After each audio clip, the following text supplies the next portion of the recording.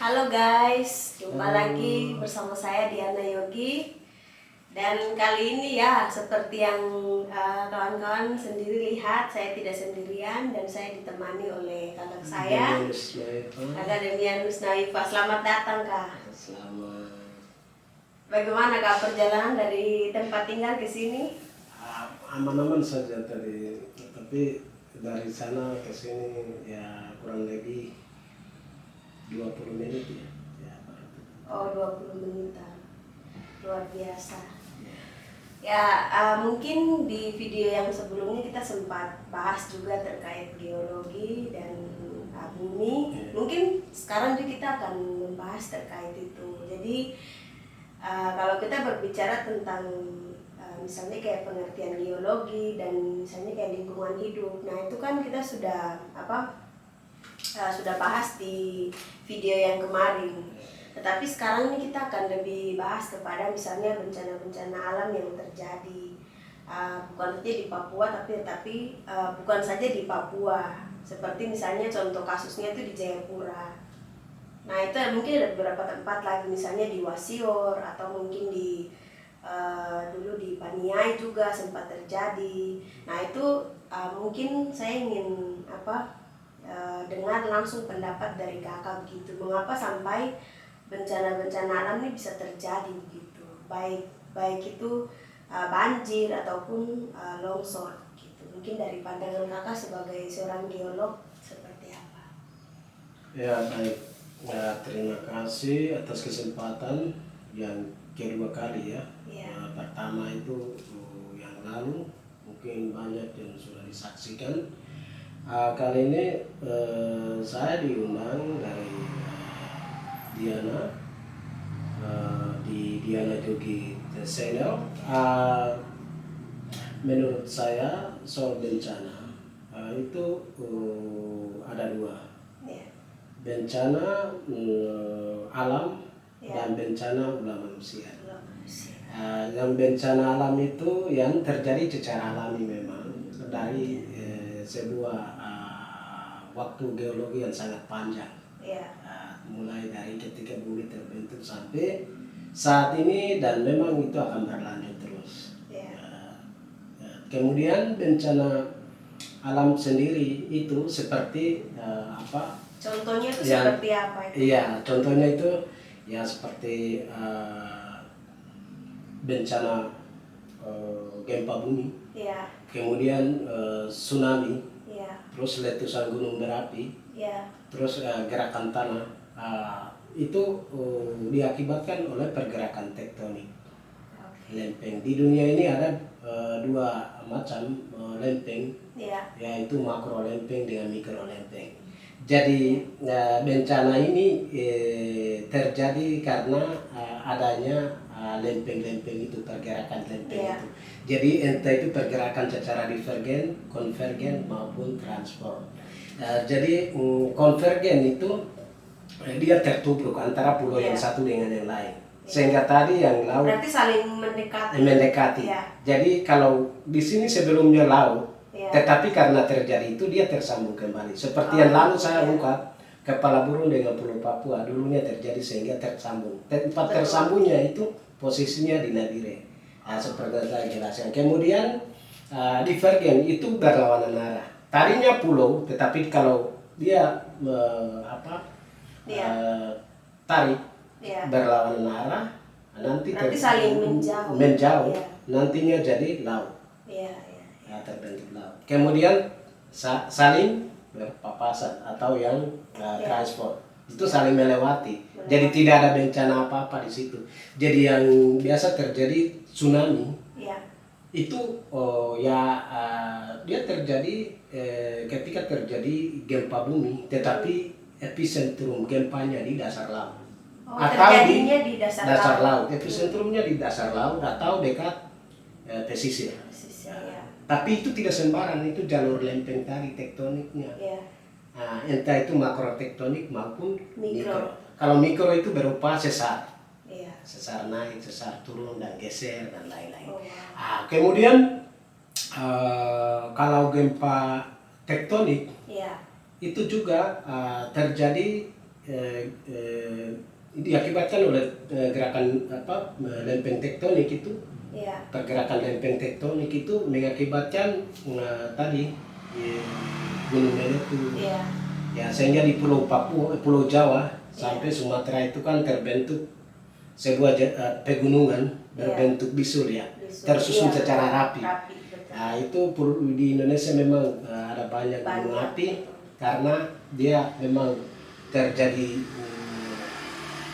pergerakan akibat pergerakan tektonik dari Indo-Australia di Pulau Laut Jawa bagian selatan. Terus lempeng itu sampai nanti tersembunyi di leher Pulau Papua melewati Nabire, kemudian sampai di Jepang.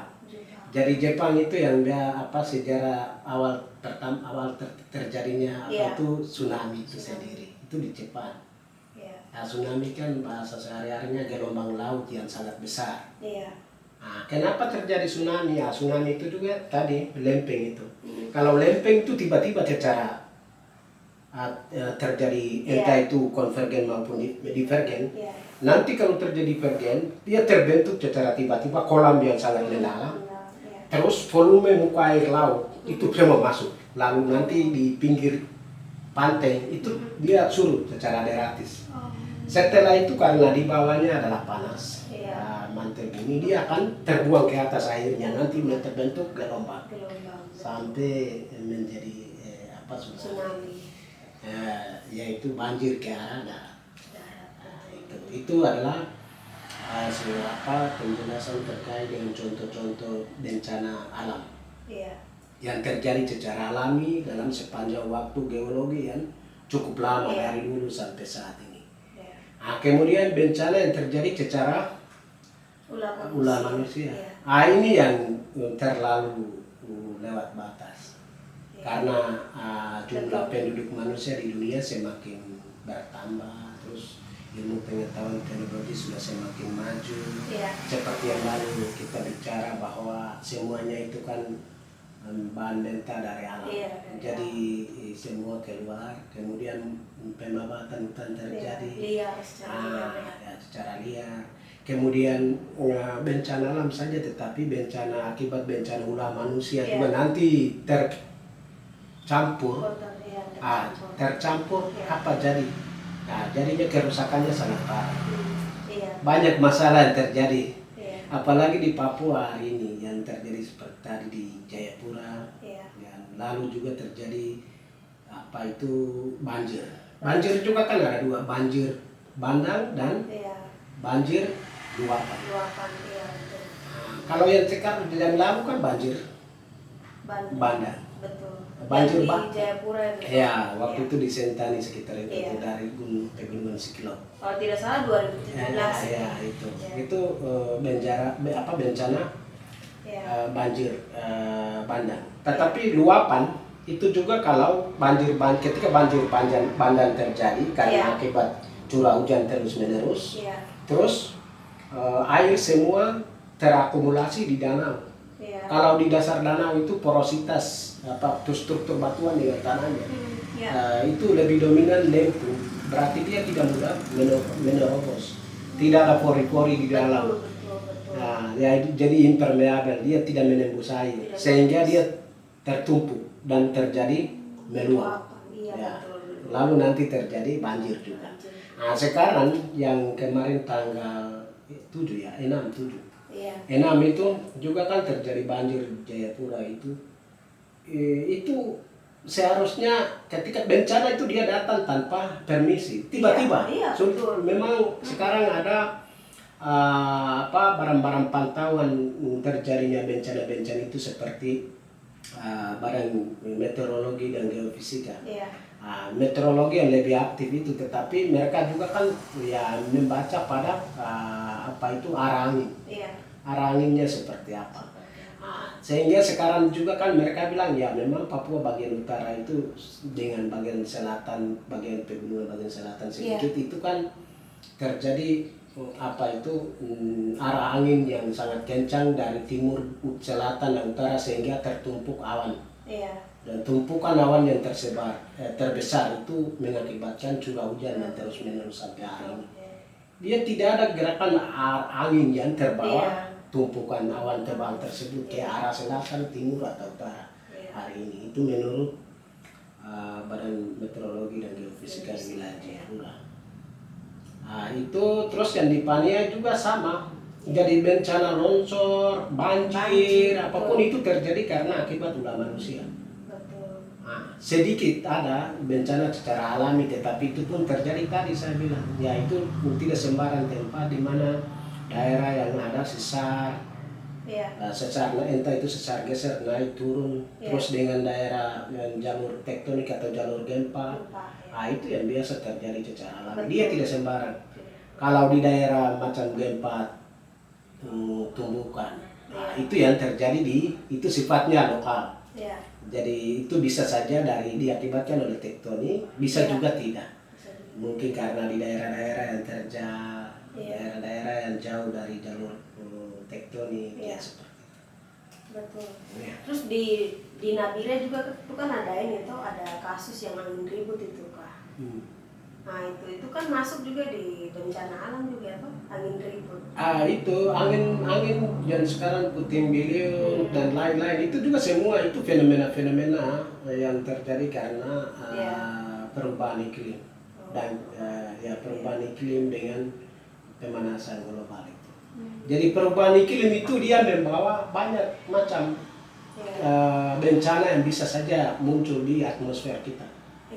Karena atmosfer kita lalu akan terjadi kerusakan-kerusakan di lingkungan di mana lingkungan permukaan terutama yang sekarang terjadi itu di kota-kota besar dan lain. Tapi sekarang Papua sudah terjadi. Betul. Berarti kan benar bahwa Papua itu kita anggap masih alami, masih utuh, tetapi tidak.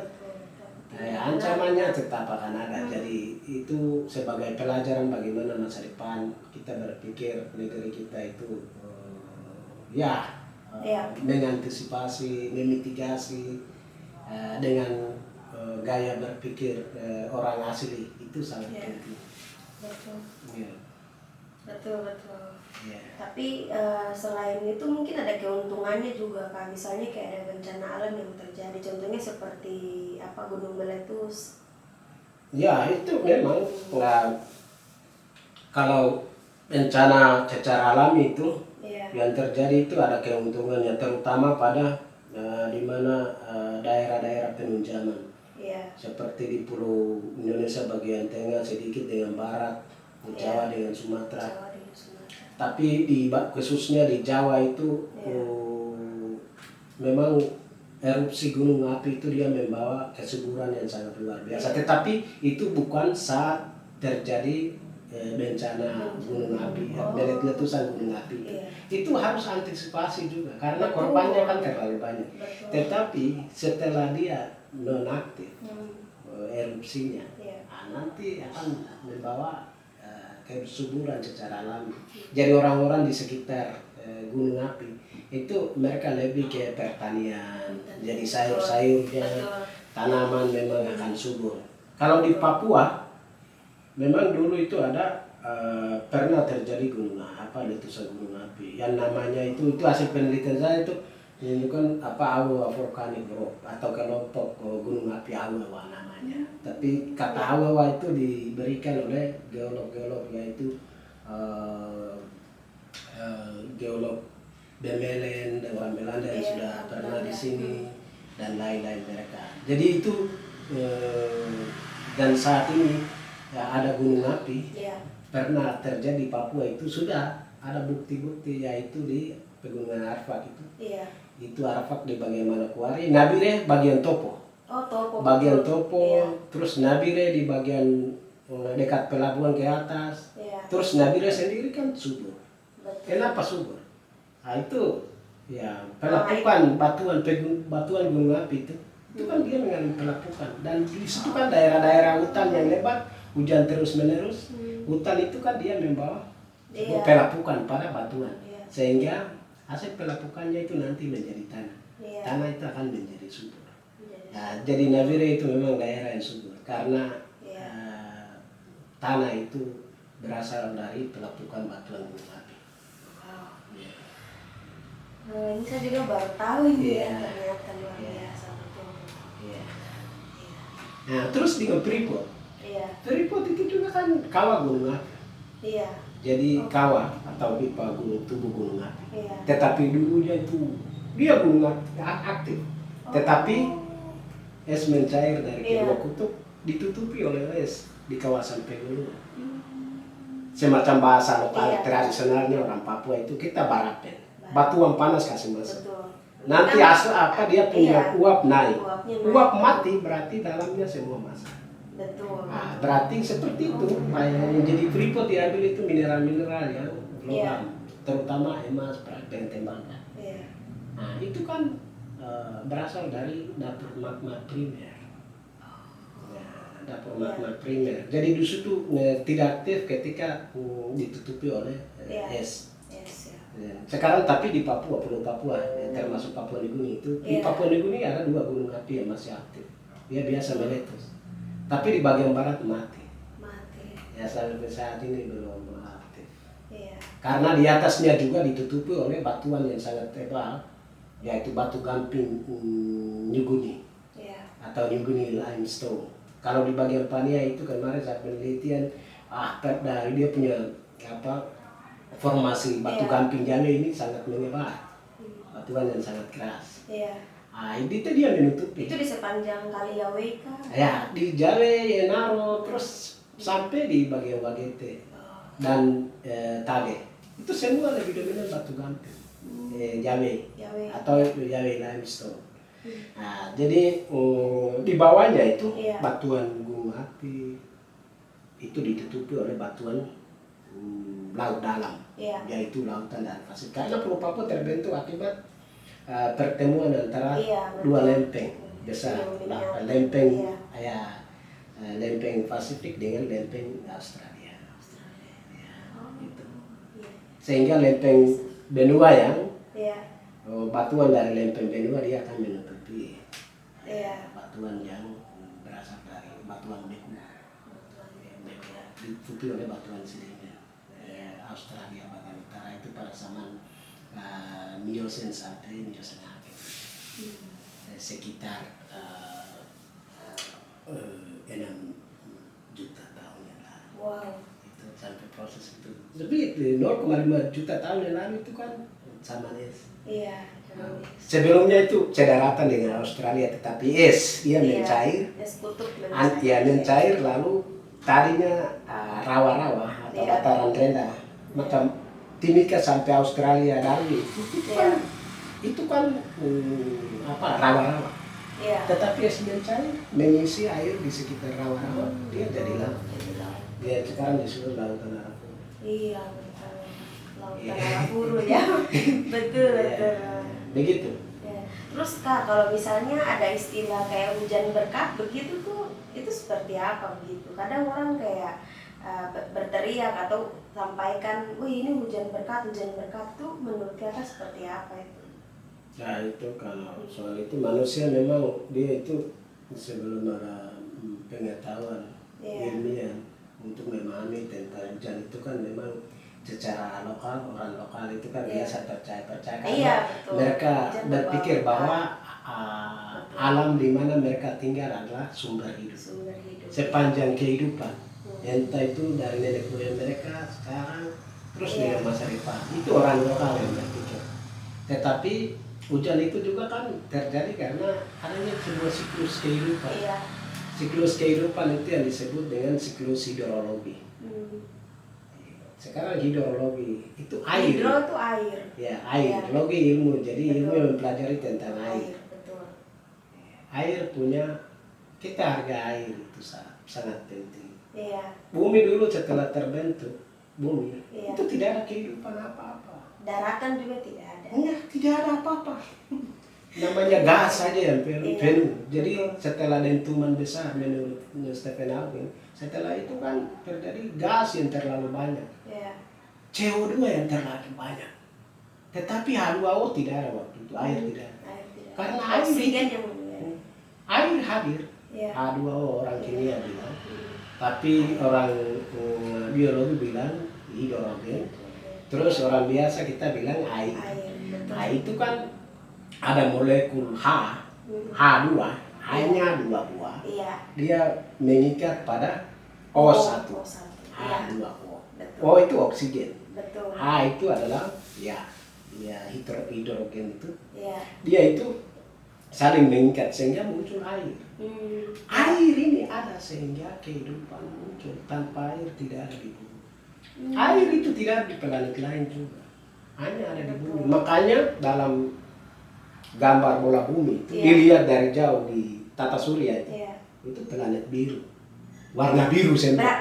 Warna biru semua itu. Kenapa warna biru? Karena bumi kita ini lebih banyak air. Nah, seperti yang tadi Kakak, ini saya penasaran kan. Tadi kan Kakak gambarkan air itu kalau dalam bahasa kimia itu kan H besar, 2, kemudian O. Nah, berarti kalau cara penyebutannya itu berarti hidrogen dioksida.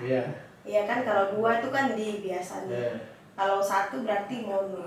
Itu kalau O2 baru dioksida. Oh, kalau O2 baru dioksida. Oh, iya. Nah, sekarang yang terjadi perubahan itu kita hati-hati itu O2-nya jangan sampai O-nya oksigen hilang. Oksigen itu maksudnya bahwa kalau O1 kan monoksida. Iya, monoksida. Kalau monoksida muncul berarti kan kehidupan bagaimana itu yang biasa dibilang dengan akan ada krisis oksigen. Iya, itu maksudnya itu kan kalau sudah ganti O2 itu O2 betul. Oksigen. Betul. Kalau O1-nya hilang, O1 saja yang disebut dengan mono. Iya, mono. Itu tamat sudah itu. Ya, dunia tidak ada kehidupan. Betul kan. Jadi sekarang unsur H2O. Air. Air itu punya manfaatnya sangat besar. Di dunia. Betul. Air dia bisa membangkitkan listrik. Kan tenaga air. Betul. Kenapa orang-orang Indonesia di sini terus Papua maunya itu menggunakan energi fosil untuk rumah tangga? Betul. Sebenarnya energi terbarukan itu salah satunya air. Betul. Ya, di Papua kan gunung yang tinggi, air sungai yang deras. Iya, betul. Dan itu kan bisa dimanfaatkan itu. Betul. Itu ramah lingkungan. Seperti di Kampung Toyamoti juga kan pakai itu tenaga air mikrohidro. Iya. Tapi maksudnya air, dia tidak akan hilang kan, tidak akan habis. Energi fosil baru dia bisa habis. Kalau ini tidak. Nah, jadi air juga tanpa air tidak ada kehidupan, itu tamat sudah bumi kita. Nah, itu jadi air juga kalau orang manfaat untuk kita manusia konsumsi, itu juga ada syarat. Tidak sembarang. Tapi ada juga orang-orang yang mungkin cari keuntungan terus jual aqua itu tidak tahu mereka proses airnya itu seperti apa. Namanya aqua itu kan digunakan dengan teknologi modern. Tapi yang seharusnya kan kita harus masak yang penting titik mendidihnya itu sampai 100 derajat. Itu kuman sudah matang. Yang penting minum. Nah itu. Tapi air itu tidak tahu dia dari mana datang. Terus yang kedua, dia tidak mengandung warna. Betul. Dia tidak berbau. Dia tidak punya rasa. Betul. Itu air. Itu. Kalau ada baunya, berarti ada kontaminasi dengan unsur lain. Kalau ada warna, berarti ada pencapaian dengan bahan lain atau unsur lain. Betul. Kalau kita rasa hanya lain-lain, berarti ada kontaminasi dengan bahan lain. Betul. Jadi orang bilang air itu punya warna. Di dunia ini hari ini air pun belum temukan air itu punya warna. Bahkan rasa juga. Untuk air sendiri, kecuali ada terjadi kontaminasi dengan unsur lain. Betul kan. Air ini. Jadi itu dia punya khasiatnya juga besar. Manfaatnya itu. Itu ada profesor waktu S1 itu kan dosen pembimbing juga, mantan dosen pembimbing, namanya Supanda Pembimbing. Dia ceritakan dalam sebuah buku dalam mineraloga itu air untuk kehidupan. Itu dalam itu kan ada air itu mengandung khasiat untuk bisa menyembuhkan berbagai penyakit. Iya, betul. Penyakit alam. Itu air. makanya dari kesehatan sarankan untuk kita minum air putih 1 hari misalnya 8 gelas itu sangat penting ya. Ya itu memang tergantung kita bagaimana kita meyakini dan mengkonsumsi. Jadi Papua hari ini saya kasihannya itu Papua itu sangat parah. Betul. Seperti yang lalu saya bilang bahwa Papua ini masih meminum air permukaan. Langsung ditimbang gitu terus dibawa. Apalagi di bawah juga nanti tidak masak. Betul. Langsung minum. Jadi di alam itu kalau kita melihat, air itu ada warna biru. Airnya ini itu karena apa? Itu karena wadahnya saja. Bukan airnya yang berwarna, tetapi ada campuran dengan unsur-unsur lain atau wadah di tempat itu. Contoh gelas yang macam gelas kaca ini yang warna hijau, nanti air kita kasih masuk, dilihat dari luar kan warna hijau. Karena wadahnya. Itu. Jadi air yang bisa konsumsi, layak konsumsi untuk manusia yang saya tahu, dan itu hasil kajian Harvard University itu, mereka bilang bahwa air itu yang layak konsumsi adalah pH, derajat keasamannya itu 6,5 sampai antara 6,5 sampai 8,5. Lewat dari itu atau kurang dari itu tidak layak untuk minum. Karena itu unsur-unsur yang berbahaya dan terkontaminasi. Terus yang soal, saya juga kan pernah penelitian tentang airnya. Nah, di mana titik sampel sumur sampel yang saya ambil itu, warga itu sumur mereka harus tutup. Betul. Tutup dengan campur betul. Itu kenapa? Jangan terjadi E. coli. E. coli artinya bahwa ada kotoran-kotoran dari makhluk hidup lain, burung atau dari mana manusia masuk dalam. Betul. Nah itu antisipasi. Jadi air itu harus tutup. Nah, gitu. Betul. Ya, kalau kita secara teori itu sudah jauh. Itu kita bicara tentang lapisan air atau hidrosfer. Itu sangat luas bicaranya, bicara tentang samudera lautan, bicara tentang sungai, bicara tentang air bawah tanah, bicara tentang air di es, bicara di air sungai, danau, kali Terus ini Kak, kalau misalnya kita konsumsi air hujan begitu langsung itu bagus Kak? Tidak begitu Kak? Apalagi kalau kita lihat di Papua kan seperti begitu, khususnya untuk Indonesia bagian timur lah. Itu kan biasanya ambil air hujan tuh langsung kayak tidak dimasak tapi langsung diminum. Itu masalahnya adalah itu soal air hujan juga kan bermacam, ada hujan asam, ada hujan juga kan dia mempunyai banyak ion-ion, unsur-unsur yang terlepas di belakang. Sekarang yang menjadi masalah itu pesawat berapa buah hari ini di udara? Berapa buah di dunia ini pesawatnya? Ya, dari rumah ke sini saya tadi pakai bensin itu sedikit, tapi sudah hilang, ada kurang sedikit. Lalu dia punya itu keluar ke mana? Emisi. Nah, udara ini kan sudah kotor. Siklus hidrologi ini siklus. Nah itu dengan aktivitas manusia terlalu berlebihan hari ini di dunia ketiga ini, sehingga udara sudah mulai kotor. Masalahnya di situ. Terus ketika kita minum air turun lalu kita minum ambil, rasanya bagaimana? Kan air kan kalau ada rasa lain berarti ada unsur lain kan? Rasanya bagaimana? Ya, jadi seharusnya itu sekarang harus masak 100, masak sampai walaupun titik itu air hujan harus masak.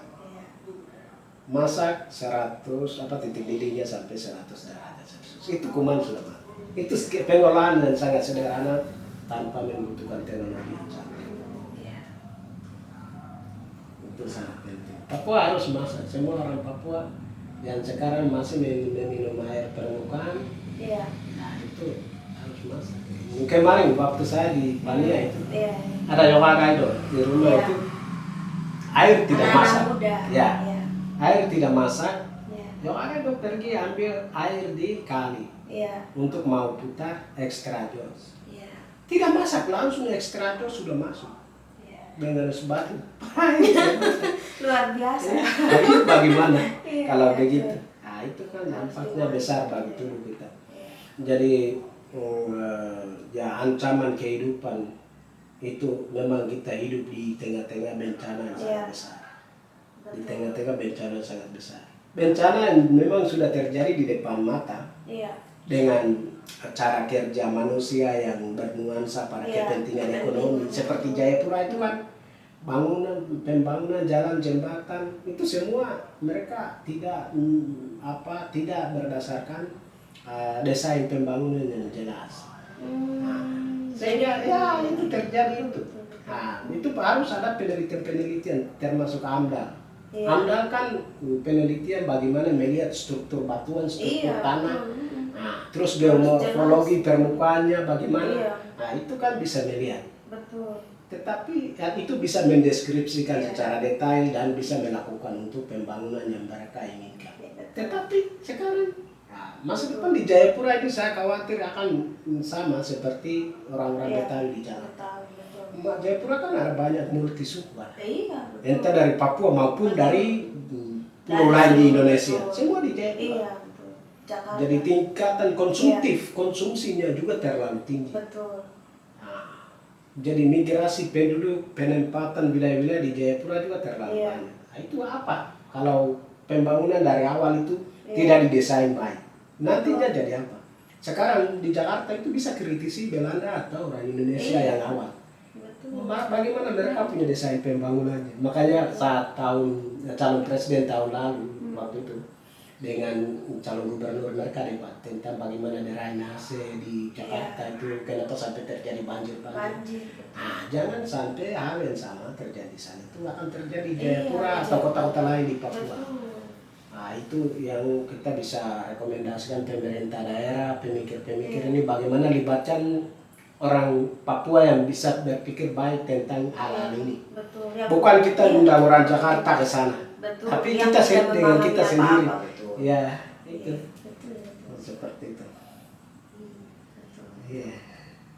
Berarti kalau dari pandangan kakak sendiri, maksudnya kan mungkin kakak sudah ikuti juga terkait masalah banjir dan longsor yang terjadi di Jayapura ini. Kalau menurut kakak itu mungkin akibatnya itu karena kebakaran liar itu ya, hutan pohon-pohon, penebangan pohon-pohon yang secara liar di situ. Iya. Seperti begitu. Ah, itu sangat benar karena foto yang saya pernah lihat, Iya. foto yang difoto dari udara Iya. ketika zaman Belanda di Iya. sekitaran Jayapura dan dulu disebut dengan Kota Baru di bagian barat. Terus sampai di sekitaran Tanah Tabi itu Iya. hutan lebat ya. Dulu hutan lebat. Foto yang saya lihat itu ada salah satu orang Belanda kasih naik. Iya. Saya biasa lihat dia punya foto-foto yang ini. Iya. Itu anak pertamanya ini Open pertama ini kelas Jawa punya anak Iya. pertama, dia juga antropologis di Belanda. Oh wow. Nah, jadi dia dosen di Utrecht University, orang Iya. hebat, orang putri Papua terperanakan Belanda itu. Foto wah bagus ya. Iya. Pembangunan orang Belanda buat juga ya. Dia tidak merusak hutan, Iya. tapi dia. Betul. Tapi sekarang saat saya ke Jayapura dari Manokwari naik pesawat, di udara saya melihat tidak ada. Jadi di geomorfologis Jayapura itu Iya. tidak ada hutan. Hutan hanya ada di Gunung Siklo. Oh my god. Jadi yang terjadi banjir di Jaya bagian-bagian itu, Iya. itu pantas yang terjadi. Tidak, pohon-pohon sudah tebal habis. Betul. Itu apalagi hujan terus-menerus. Iya, betul. Resapan atau absorpsi dari akar tumbang yang terbentuk di dalam, kan tidak ada. Betul. Nah, dia bisa meresap dan menahan air. Betul. Kalau tidak kan dia jalan terus. Air itu kan dia apalagi struktur batuan di sekitar itu adalah lebih dominan pasir. Betul. Pasir berarti ya porositasnya sangat besar. Wih. Jadi permeabel airnya dia apalagi Iya, hujan terus betul. menerus dia terbawa material-material batuan, Iya. terus terjadi banjir dan longsor. Iya. Nah, kerusakannya sangat parah dan sangat merugikan bagi warga-warga di sekitar. Iya. Jayapura hari ini sangat rugi orang-orang di sekitar di mana terjadinya longsor maupun banjir itu. Banjir. Ya. Nah, itu. Itu sampai Ya. sampai pasar Yotefa juga tuh. Itu Iya, itu sasarannya di situ. Iya, betul. Penumpukan terjadinya air di Iya. sekitar itu. Nah, pasar Jotepa di sekitar itu kan ya pasir juga, tapi di bawahnya itu kan lebih Iya. dominan lempung. Iya, betul. Lempung berarti dia terjadi apa? Meluap. Meluap, iya, luapan. Meluap. Jadi untuk meluap ini membutuhkan bagaimana orang teknik sipil mendesainnya untuk ke depan, Iya. membangun di sekitar itu supaya ke depannya tidak boleh terjadi Iya. yang terjadi sekarang. Iya. Kemudian Sampah-sampah juga. itu bagaimana TPA buat pemerintah Iya. Kabupaten Jayapura bagaimana selama ini. Betul. Ya, itu apalagi pemimpinnya orang asli tetapi tidak berpikir hal-hal ini kan ini Betul. juga kurang ajar. Kurang ajar. Selama ini saya memantau di Papua. Iya. Mereka bicara bersuara hanya pasar, nama Papua pasar. Iya. Ini lebih ke ekonomis. Iya, betul. Tetapi kita tidak menghargai di mana tempat yang kita tinggal. Ini adalah rumah kita, alam kita. Nah itu selama ini kita orang Papua secara umum maupun Jayapura tidak Iya. sadar. Betul, Kak. Jadi kedepannya itu perlu dilakukan reboisasi, tapi kita itu saya tertawa karena untuk kita tanam sebuah pohon pertumbuhannya sangat besar, apalagi terbentuk sebuah akar yang sangat Iya. tunggal. Iya. Itu waktu yang cukup lama. Waktu yang cukup lama. Banding dengan kita punya umur kehidupan mungkin kita Betul, yang cepat, betul. dia lah sangat lama nanti. Betul. Itu kalau kebutuhan untuk kesegaran tubuh. Iya. Ya harus kita Kalau lihat jangka supaya pendek ya. Nah, jangka pendek kan kebutuhan untuk Betul. menyegarkan tubuh, oksigen. Betul. Tapi airnya tidak. Betul. Jangka panjangnya tuh ada. Oh, itu sangat susah. Nah, jadi saya biasa rekomendasikan pohon yang alami yang besar-besar yang Iya. ada. Jaga itu saja. Jaga itu. Tidak boleh berpikir ke reboisasi. Kurang aja reboisasi jalan program itu program saya katakan itu program pengesalan setelah dirusakkan lingkungan. Iya. Itu program-program pengesalan manusia. Karena setelah dia rusak kan alam kita, Iya. lalu dia memikirkan untuk bagaimana ini terjadi. Iya, oh, kita harus begini. Ya, setelah terjadi baru bikin diri sadar, bikin Betul. berpikir ke bagaimana mitigasi atau penanganan, pencegahan dan lain-lain.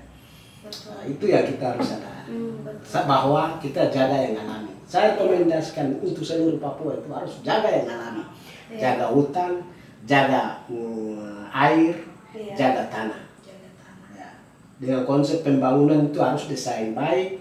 Bagaimana konsep Tata pembangunan? letak kotanya juga. Ya, harus- tapi semua harus berbasis kebudayaan di Papua. Kebudayaan. Cara hidup, pola hidup orang Papua sendiri. Iya. Kalau cara hidup orang lain masuk itu Betul.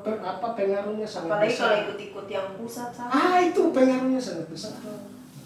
Itu seperti itu. Iya. Itu sama hal dengan kalau burung pipit itu dia Iya. punya. Contohnya burung pipit itu kalau tandanya dia manusia. Iya. Dia kan pintar bikin, dia punya sarannya. Iya.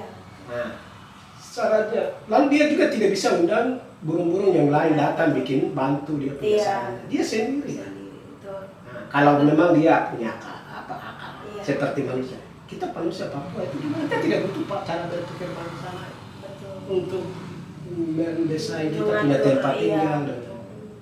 Nah, jadi saya itu ya kalau soal politik ya Papua adalah sudah masih ada hari ini di Indonesia. Iya. Tapi untuk soal membangun dan lain-lain wah harus percaya orang Papua sebagai bagian dari Indonesia.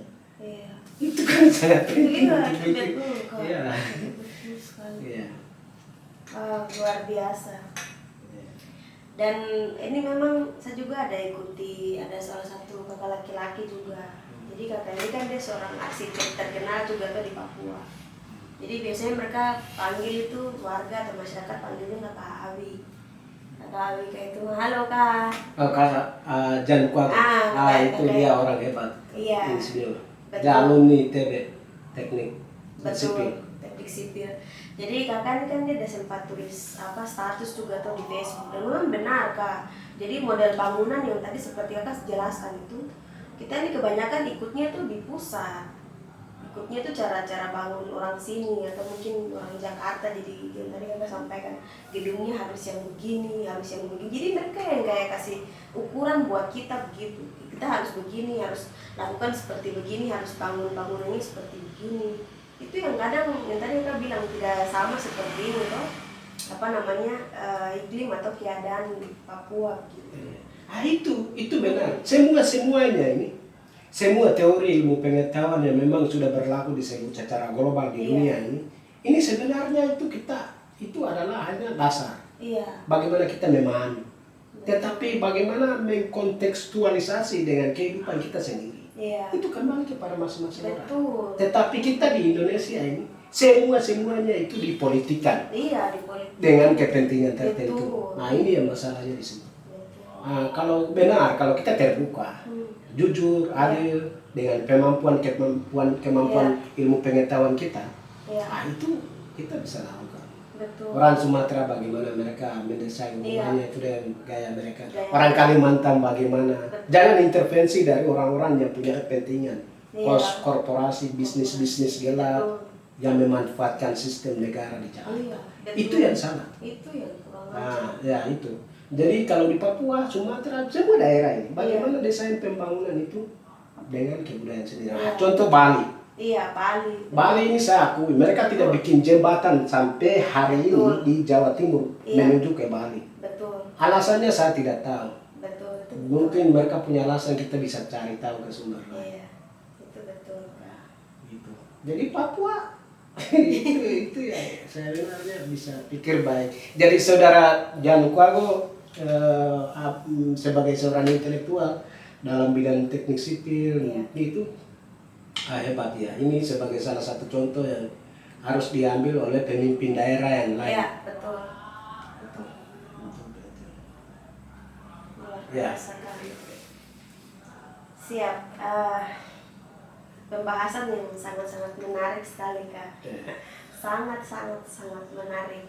Mungkin kakak mau sampaikan pesan begitu untuk anak-anak muda atau mungkin yang nonton Diana Yogi Channel itu kan umurnya tuh dari 13 tahun sampai 45 tahun. Jadi dari kakak saja mau memberikan pesannya seperti apa? Ya baik. Terima kasih Diana. Dan terima kasih saudara-saudara sekalian. Saya sampaikan beberapa pesan untuk kita generasi muda Papua. Di antara umur yang tadi disampaikan oleh Diana, bahwa yang pertama kita harus memahami bagaimana kita juga bagian dari alam. Kita orang alam. Kita tidak mungkin ada di bumi ini tanpa alam. Lalu muncul kebudayaan, pola pikir dan lain-lain. Jadi kita jaga hutan adat, tanah adat, dan bagaimana kita juga menjadi pembagi informasi terkait dengan persoalan lingkungan, air kepada keluarga-keluarga, bagaimana air itu masak lalu minum, bagaimana pohon-pohon yang asli di Papua ini harus jaga semua daerah supaya fenomena terjadinya banjir, longsor itu tidak boleh terjadi, dan kita tidak akan kesal lagi setelah terjadi. Itu yang pertama. Kemudian yang kedua adalah untuk pemerintah daerah di Papua secara umum dan khususnya di bagian Jayapura itu bagaimana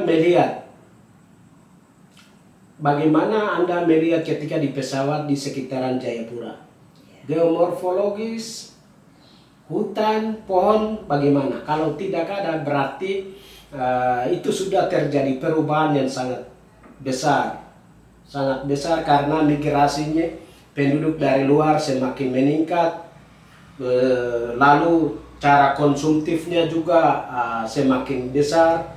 Orang multi suku ada di sekitar itu. Terus pemerintah juga tidak desain baik tentang pembangunan, entah itu gedung maupun jembatan, drainase dan lain-lain, tanpa menggunakan AMDAL yang jelas. Ini saya khawatir ini ke depan nantinya seperti apa kalau tidak bertindak hari ini. Ya. Nah, itu yang kedua. Yang ketiga adalah pohon yang masih utuh di sekitar Gunung Siklo maupun yang tempat lain yang masih ada, itu harus jaga. Ya. Bahkan seluruh Papua harus jaga. Kita bisa jadikan Papua itu menjadi sebuah warisan alam terbesar. Bagaimana kita bisa melihat itu? Kita bisa usulkan konsep-konsep itu ke Jakarta, bagaimana Papua itu kembali mengelola dengan kontekstual, alami, demi masa depan. Itulah yang saya sampaikan kepada pihak pemerintah. Kemudian pihak pemerintah juga ya mungkin tidak tahu, saya apresiasi senior saya, dia tamatan teknik sipil dari ITB, namanya Jan Ukwago, punya pandangan-pandangan itu perlu diikuti baik, diterima, lalu bagaimana untuk melakukan. Nah, itu yang ketiga. Yang keempat adalah organisasi-organisasi generasi muda seperti AMA, Asosiasi Masyarakat Adat, kemudian MAI, masyarakat Asosiasi Masyarakat Independen, kemudian Papua Grand Community, dan organ-organ lain yang peduli dengan tanah adat, hutan adat, dan air di Papua. Itu perlu bangun diskusi-diskusi, perlu bangun cabang-cabang, perlu melakukan seminar-seminar bagaimana kerjasama, bukan hanya bicara saja tapi bagaimana melindungi seperti alam kita yang masih alami. Itu sangat penting. Bahkan mahasiswa juga kita harus belajar banyak, kita jangan nanti dengan ilmu pengetahuan tentang alam. Itu yang saya bisa sampaikan. Mungkin diskusi terkait tanah atau hutan dan lain-lain kita akan lanjut lagi pada pertemuan lain. Mungkin seperti itu pesan saya. Baik, terima kasih untuk kesan-pesannya pada Demian Snaipa. Terima kasih atas waktunya yang kedua kali. Ini langsung diundang, kakak langsung menghargai ya, jadi langsung datang untuk podcast yang kedua. Terima kasih banyak kak. Sama-sama. Oke, baik guys, mungkin podcast kita sampai di sini saja. Kita akan berjumpa di podcast yang mendatang. Selamat malam.